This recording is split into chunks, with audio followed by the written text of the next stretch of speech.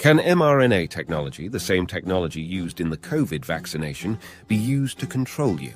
Dr. Christina Parks, a PhD in cellular and molecular biology, explains the dangerous ethical implications.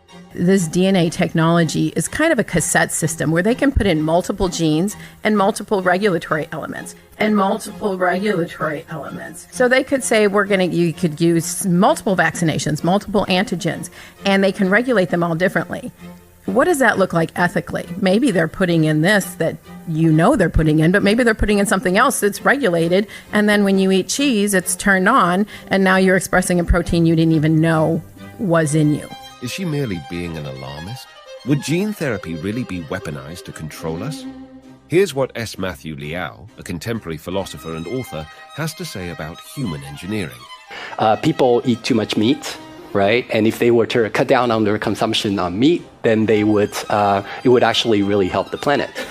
But people are not willing to give up meat. So possibly we can use human engineering to make it the case that we're intolerant to certain kinds of meat, to certain kinds of bovine protein. That's something that we can do through human engineering. We can kind of possibly address really big world problems through human engineering. In 2019, he was appointed as an elected fellow at the Hastings Center, a prestigious bioethics research institute. Liao's work has been discussed in places such as The Guardian, the BBC, the New York Times, The Atlantic, and Scientific American. It appears Dr. Christina Parks was, in fact, dead on.